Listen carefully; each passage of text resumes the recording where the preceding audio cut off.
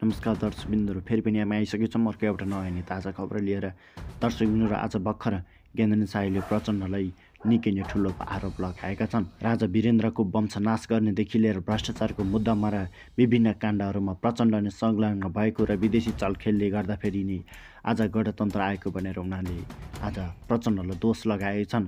उनीहरूले स्ट्याटसमा लेख्दै भनेका छन्, उनीहरूको त्यो लामो स्ट्याटस पनि आफैले लेखेको पनि बताइरहेका छन् भने उनीहरूकै फेसबुक पेजबाट आफैले लेखेकोले बताएका छन्। आखिर ज्ञानेन्द्र शाहीले किन यस्तो धम्की र किन यस्तो सङ्घर्षपूर्ण आन्दोलनको पनि व्यवस्था गरी आज प्रचण्डलाई दोष लगाएछन्।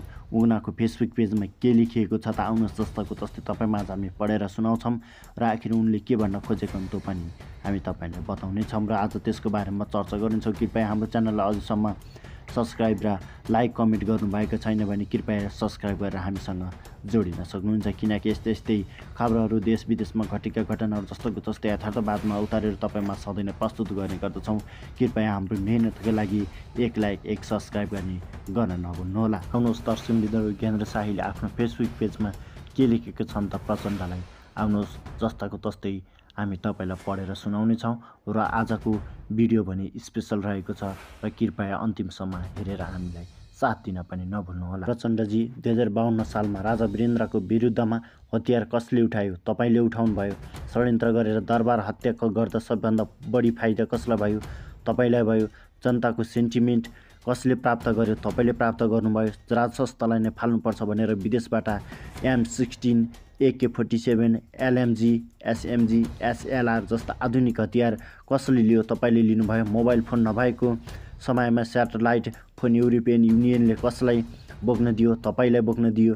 भारतमा लुकेर राजनीतिक रूपमा भड्काएर 17,000 नेपाली निमुख गरिबको छोराछोरीलाई कसरी मार्यो? तपाईँले मार्नुभयो।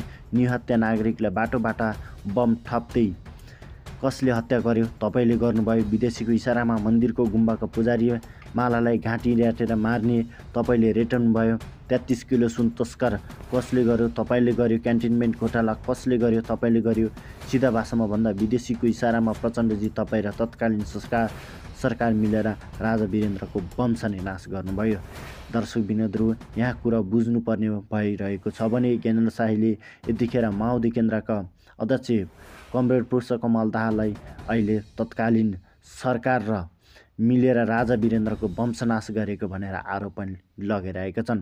तर यस्तै झुटा भट्किला झुटा भाषण गर्दै हिँड्यो भने प्रचण्डजी नेपाली जनताले तपाईँलाई माफी दिने छैनन्। त्यसैले भन्छु, नवीनतम सम्झौतामा आउनुहोस्। विदेशीको गुलाम जति गर्नुभयो गरिसक्नुभयो, अब देशका लागि केही काम गर्नुहोस् भनेर ज्ञानेन्द्र शाहीले आफ्नो फेसबुक पेज मार्फत प्रचण्डलाई सुझाव पनि दिएका छन् भने उनीहरूको केही समर्थकहरूले राम्रो पनि भनेका छन् भने यो कदापि हुन सक्दैन पनि भनेका छन्। केही राम्रा र केही नराम्रो पक्षहरूमा भोटहरू आइरहेका छन् भने कमेन्टहरू पनि यतिखेर आइरहेको छ। दर्शकबिन्दुहरू, ज्ञानेन्द्र शाहीले लेखेको यो फेसबुक पेजमा तपाईँलाई कस्तो लाग्यो जस्तोको तस्तै कमेन्ट पनि लेख्न नभुल्नुहोला। दर्शकबिन्दुहरू, न प्रमाण छ न केही छ, यसको त्यतिकै हावाभरमा लेखेको भनेर पनि दर्शकबिन्दुहरूले भनिरहेका छन् भने बिना प्रमाण नै यसरी कमरेड प्रचण्डलाई दोष लगाउनु नराम्रो भनेर पनि दर्शकहरूले बताइरहेका छन्।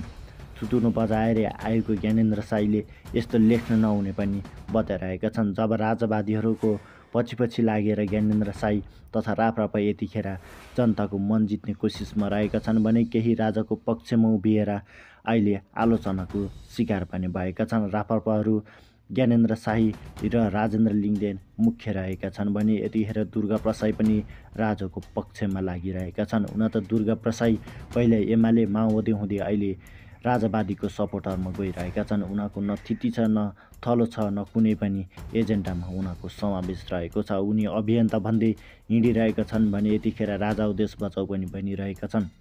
कुहिएको राज संस्थालाई लिएर आएर अब के डुङडुङती गनाउने हो र भनेर केही जनताहरूले भनिरहेको अवस्था पनि छ भने अब राजालाई कुनै हालतमा पनि नलिएर र त्यस्तै हुन सक्ने पनि बताइरहेका छन्।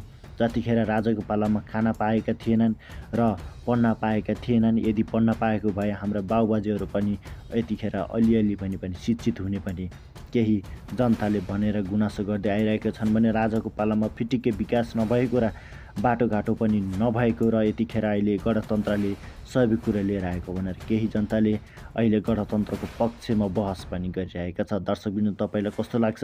गणतन्त्र ठिक कि राजावादी ठिक? र राजा आयो भने कस्तो आउला? जनताहरूको मुहार कसरी फेर्न सक्ला भन्ने कुरा पनि रहेका छन् भने यतिखेर ज्ञानेन्द्र शाहले के साँच्चीकै कायापलट गर्न सक्छन् त? उनीहरूको छोरा पारस शाहको स्थिति भने त्यस्तो रहेको छ। लट्ठ परेर उनी अहिलेसम्म 2-3 चोटि त हार्ट एट्याकबाट नै बचिसकेका छन् भने अब हाम्रो पूर्व राजाको ज्ञानेन्द्र शाहको छोरा पारस खड्काको अब कुन दिन अन्तिम दिन हुनेछ त्यो पनि भन्न सकिने छैन। उनी छिट्टै नै अन्तिम दिनको पर्खाइमा रहेका छन् भने यतिखेर पारस शाहलाई भने युवाहरूले लखेट्ने पनि कोसिस गरिरहेको अवस्था छ। दर्शकबिन्दुहरू, के राजा साँच्चै के फर्केलान् त भन्ने आशाहरू जागिरहेको अवस्थामा यतिखेर ज्ञानेन्द्र शाहको स्ट्याटसले निकै नै हलचल मचाएको छ भने विशेष गरी नेकपा माओवादीका केन्द्रका अध्यक्ष पुष्पकमल दाहाललाई निकै नै लक्षित गरेर हालिएको स्ट्याटस निकैले विरोध गरिसकेका छन् भने प्रमाण बिना नै यसरी बोल्न नपाइने भनेर पनि जिज्ञासा राखिरहेका छन्। दर्शकबिन्दुहरू, के ज्ञानेन्द्र शाहलाई अब प्रचण्डले यतिकै छोड्लान् अथवा प्रमाणहरू माग्लान् भन्ने कुरा अब हेर्न बाँकी नै छ। त्यति दिनसम्मको लागि हामीलाई बिदा दिनुहोस्। हामी यस्तै अर्को भिडियो पनि लिएर आउँछौँ। आखिर प्रचण्डले केही गर्न सक्लान् या नसक्लान् भन्ने कुरा पनि तपाईँमा आज लिएर आउने नै छौँ। यति दिनसम्मको सुन्नको लागि धन्यवाद र हाम्रो यस्तै भिडियोहरूको लागि तपाईँ लाइक, कमेन्ट, सब्सक्राइब गर्दै गर्नुहोला। हामी अर्को भिडियोमा फेरि पनि आउने नै छौँ।